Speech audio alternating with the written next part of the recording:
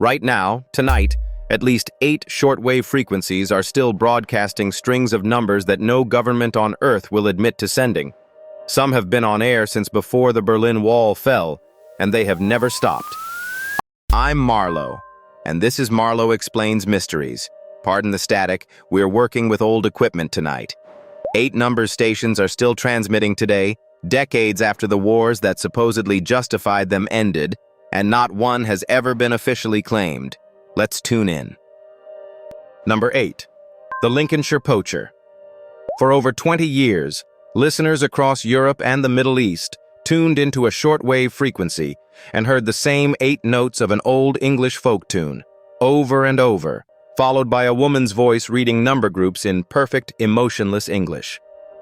Radio enthusiasts first logged it in the early 1970s, broadcasting from what triangulation suggested was RAF Akrotiri on Cyprus, a British military airbase. For decades, the British government said nothing. Analysts at the time widely believed it was operated by MI6, relaying coded instructions to field agents across the Mediterranean and Middle East using a one-time pad cipher, a system considered mathematically unbreakable if used correctly.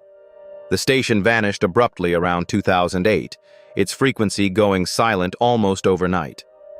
The leading explanation: modern encrypted satellite communication made shortwave espionage obsolete, and the poacher simply retired.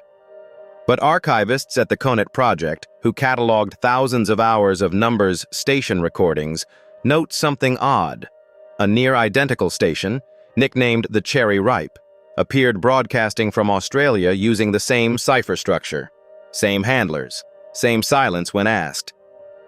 A folk tune as a spy signal, boss? Real subtle. Nothing says covert operation like 8 notes you can hum in the shower. Number 7. Swedish Rhapsody. This one is stranger because of who was listening: children. Beginning in the 1970s, a station broadcasting from what analysts believed was West Germany played a haunting little melody, often compared to a Swedish folk song, followed by a woman's voice reading number groups in German, but with a robotic sing-song cadence that unsettled even seasoned radio monitors. Investigators at the time, including researchers later associated with the CONET project, suspected East German intelligence, the Stasi, using the station to send instructions to sleeper agents embedded in the West. The folk tune acting as a station identifier so agents could find their frequency in the dark without needing a dial marked with anything. What still doesn't sit right: several recordings capture what sounds like a child's voice woven faintly beneath the woman's number groups, almost like a second layer of audio bleeding through. No investigator has ever explained that layer.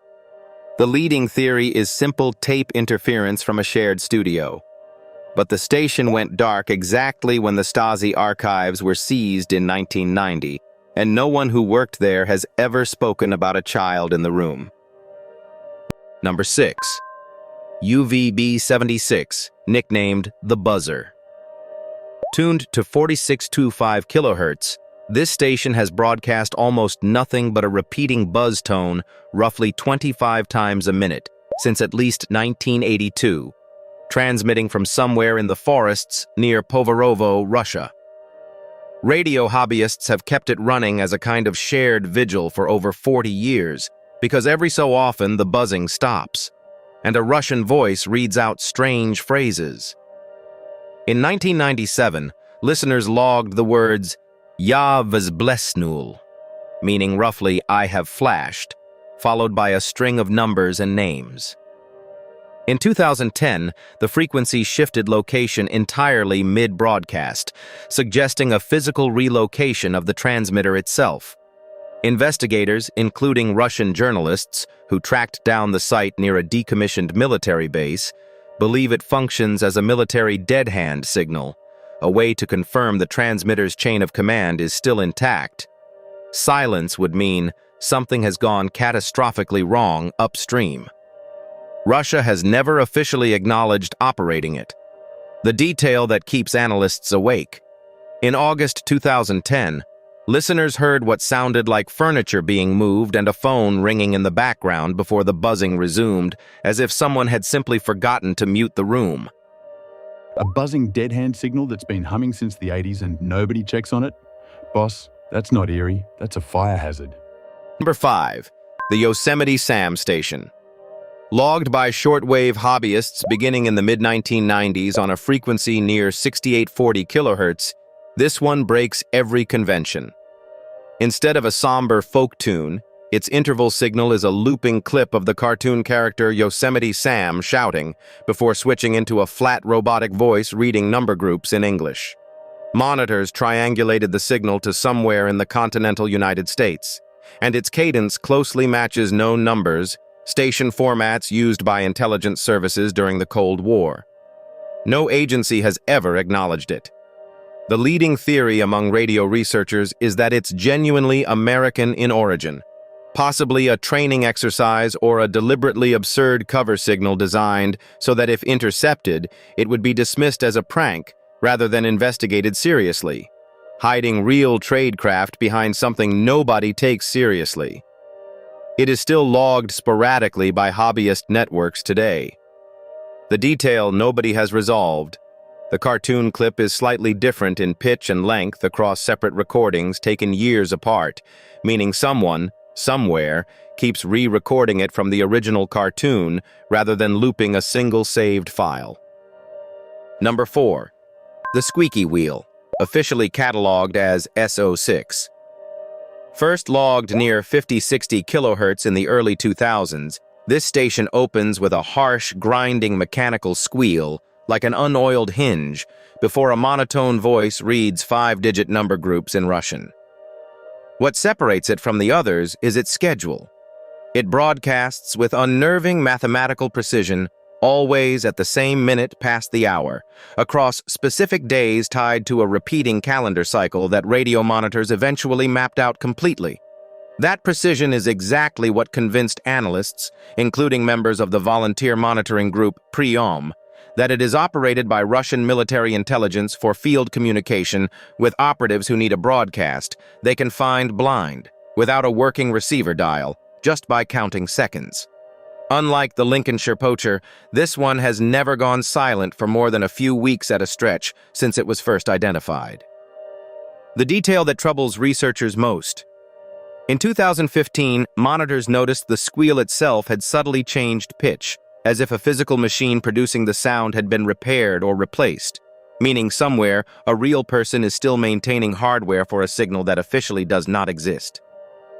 Someone is out there OELing a spy machine in 2015 and still nobody's arrested? I need whatever job that guy has, boss. Number 3. The Pip Station, HM01. Here's a question. What happens when a signal never even bothers with numbers at all?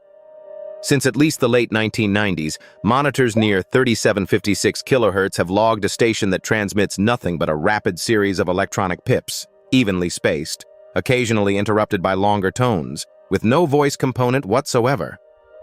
Radio researchers in the Priom monitoring network believe it originates from Russia and serves as a pure timing or authentication beacon, possibly confirming that a separate encrypted data burst sent elsewhere on a different frequency arrived correctly, a signal that only makes sense if you already possess the other half of the conversation. What makes this one unusual among number stations is that it requires no linguist, no cryptographer, nothing human at all to operate.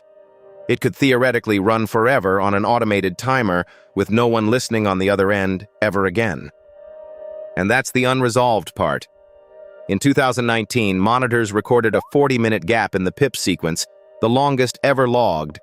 Then it resumed at the exact expected Pip count, as though the missing 40 minutes had simply been skipped over by whatever clock controls it, not lost. Number 2.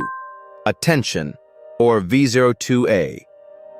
Broadcasting in Spanish from what monitors triangulated to Havana, Cuba, this station opens every transmission with the word Atencion, repeated by a woman's voice, followed by 5-digit number groups. First logged widely by the FBI itself in the 1990s during investigations into Cuban intelligence networks operating inside the United States, It became the centerpiece of a real, documented espionage case, the WASP network, prosecuted in Miami in 2001, where FBI agents testified that captured spies had been receiving instructions decoded from this exact station using one-time pads found in their apartments. Unlike almost every other station on this list, Atencion's origin is not just theorized, it is legally established in a United States federal courtroom. And yet, decades after that trial concluded and Cuban-American relations shifted dramatically, the station has never stopped broadcasting. It transmits to this day on a rotating set of frequencies, reading numbers to an audience that court records proved once existed but cannot confirm still does.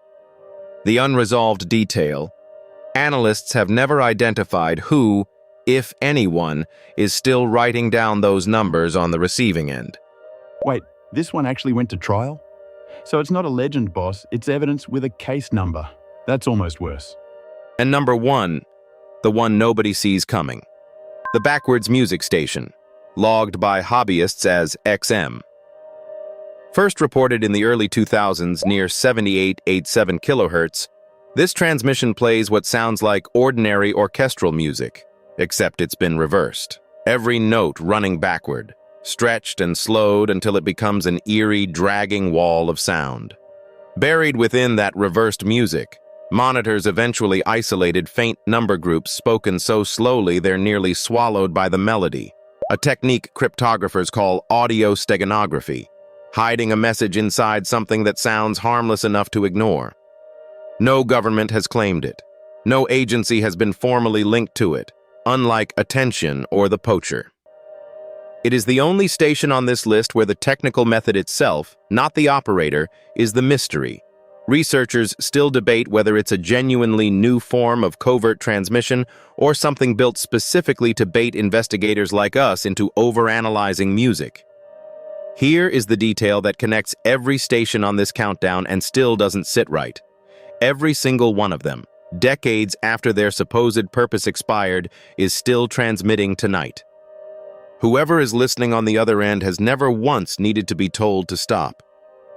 8 stations, 8 decades of silence from the people running them, and every one still broadcasting tonight.